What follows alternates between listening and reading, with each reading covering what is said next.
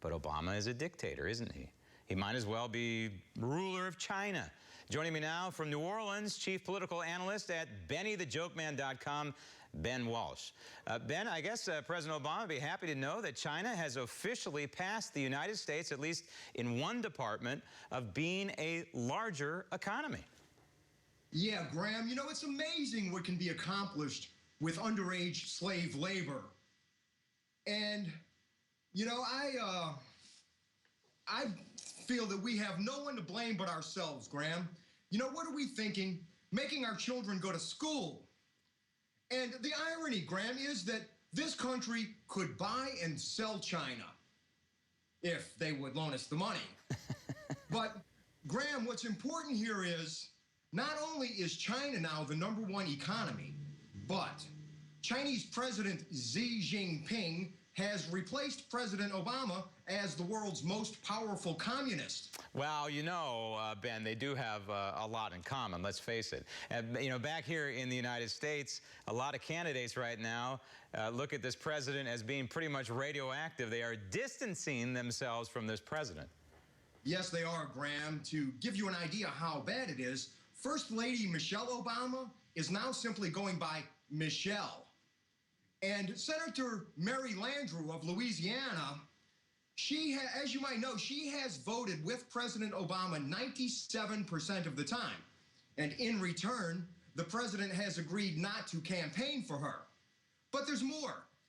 The city council in Honolulu has withdrawn a proposal to name a popular beach after President Obama. Instead, they're going to name an unpopular beach after him. Yeah. You know, this president, Graham, is so unpopular, his new Secret Service code name is Ebola. Oh, no, I fear another Secret Service scandal unfolding here with that news.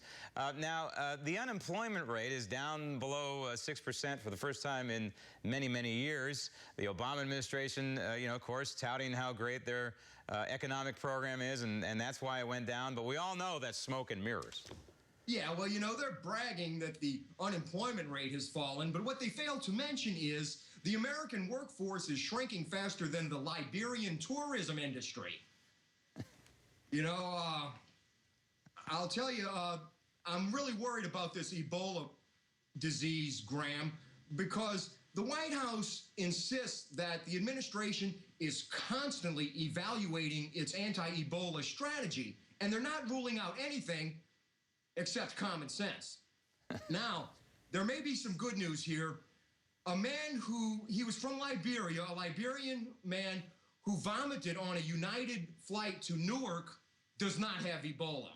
Health officials believe he became sick at the thought of being in Newark. Now, Graham, this is important, so please pay attention. Health officials say that Ebola is spread through bodily fluids, which is why you should be very selective when visiting West African whorehouses. I'm going to have to change my travel plans.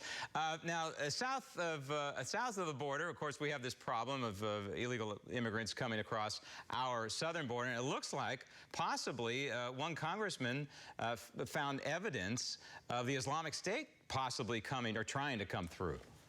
Yeah, Congressman Duncan Hunter from California, he says that 10 ISIS fighters were caught crossing the southern border, which raises a perplexing question. What took them so long?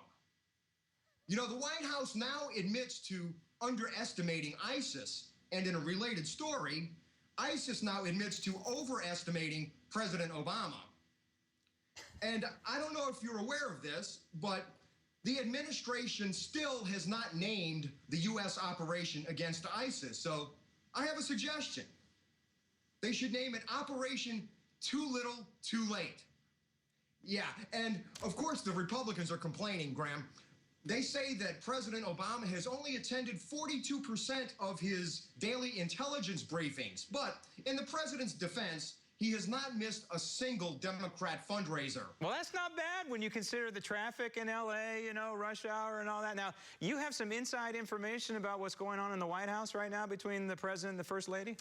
Yes, I do, Graham. And as you know, I do not like to spread gossip, but there are rumors that Barack and Michelle Obama's marriage is on the rocks.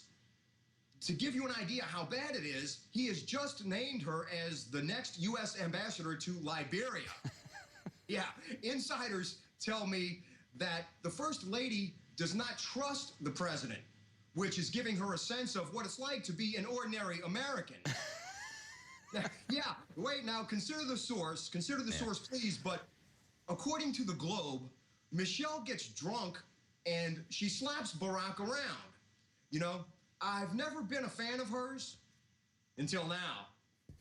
Yeah, also from the Globe, and take it for what it's worth, but the Globe reports that Michelle refuses to sleep with Barack, which is okay with him because he's perfectly content screwing the taxpayers. Benny the Joke Man. Ben, thanks for joining us. Coming up next, Gen Zer sensitivity gone wild in the classroom, no less, as the Daily Ledger continues.